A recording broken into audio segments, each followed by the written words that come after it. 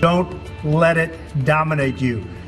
Don't be afraid of it. I said, who shot Jonathan? He said, I did. No justice, no peace. It's for the safety of the students at the end of the day that they're fully shutting it down or making it remote.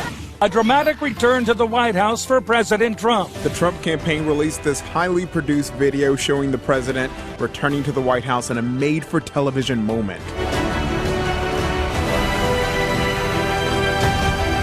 His arrival also stirring controversy because the president almost immediately took off his mask before entering the White House. The president later posted a video on Twitter saying this about the virus. Don't let it dominate you.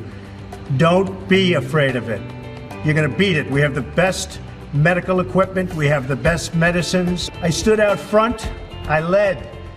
Nobody that's a leader would not do what I did. And I know there's a risk, there's a danger, but that's okay. And now I'm better, and maybe I'm immune. I don't know. At least 18 people linked to Trump and his inner circle have now tested positive. A U.S. official confirms all members of the Joint Chiefs of Staff are now in quarantine at home. Joe Biden is alone on the campaign trail today. It's a symbolic location, Gettysburg, Pennsylvania, the scene of one of the bloodiest battles of the Civil War. As we stand here today, a century and a half later after Gettysburg, we should consider again what can happen when equal justice is denied, when anger and violence and division are left unchecked.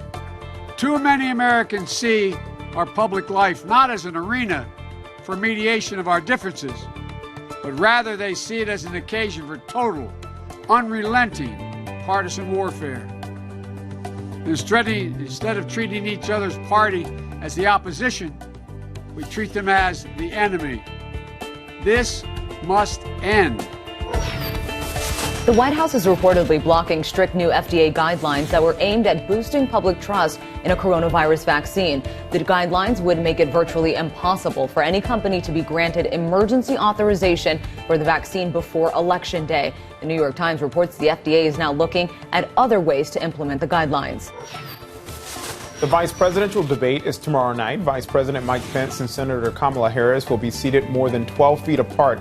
And at the request of the Biden campaign, they'll be separated by plexiglass. Pence's spokeswoman, who just happened to recover from COVID-19 earlier this year, said if Senator Harris wants to use a fortress around herself, have at it. A Texas police officer is charged with murder in the shooting death of a black man. The small town outside Dallas Monday night showing unity before the charges were announced, demanding justice for Jonathan Price. No justice, no peace. What's his name? Jonathan Price. According to witnesses, a man and woman got into a heated argument inside a gas station Saturday. They say Price tried to break up the fight. Police showed up after the incident had moved outside, and that's when shots rang out. Members of Price's own family rushed to the scene, including his father, who says he spoke to the officer who pulled the trigger. What did he tell you? I shot your son. I shot him. I said, why? I said, who shot Jonathan? He said, I did. But late Monday night, the Texas Rangers, who took over the investigation, announced murder charges against Officer Sean Lucas, saying the officer tried to detain Price, who then resisted in a non-threatening posture and began walking away before the shooting. New trouble for the head of the National Rifle Association.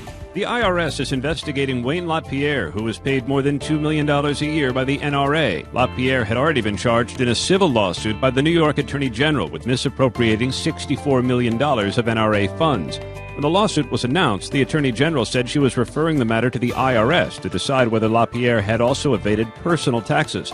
He told the Wall Street Journal, which first reported that LaPierre was under IRS investigation, he was unaware of the inquiry. About 300 schools in New York City are beginning to close today in neighborhoods where COVID cases are spiking. Non-essential businesses in those areas could be closed as early as tomorrow if city and state leaders reach an agreement. It's for the safety of the students at the end of the day that they're fully shutting it down or making it remote. But it's somewhat discouraging at the same time. But whatever needs to be done, they're doing it. Chief Meteorologist Ginger Z tracking the 9th hurricane of the Atlantic Basin season. Unbelievable to think this, because we could have our 10th landfalling storm of the season, which we've never done in recorded history. Here it is. Its name is Delta. It's moving west-northwest at 15 miles per hour. You're going to hear throughout today and tomorrow about rapid intensification, about how quickly and how strong the storm is. And it is, as it passes by the Yucatan Peninsula, Cancun, Cozumel, Tulum, all just touched by gamma. Remember, we had at least 6 people die. As this passes by, this is going to cause big-time issues. Then it goes into the Gulf on Wednesday, and it starts to rocket toward the Gulf Coast. This cone is so critical. Remember when we had Sally? The cone was important. So right now, if you're in Port Arthur or Beaumont, Cameron or Lake Charles, Morgan City, Lafayette, New Orleans, Gulfport, Mobile, anywhere from Pascagoula to even Panama City. I don't want the Florida Panhandle to think they're not in this, right? You all have to be on the lookout. Pensacola was just hit so hard with Sally.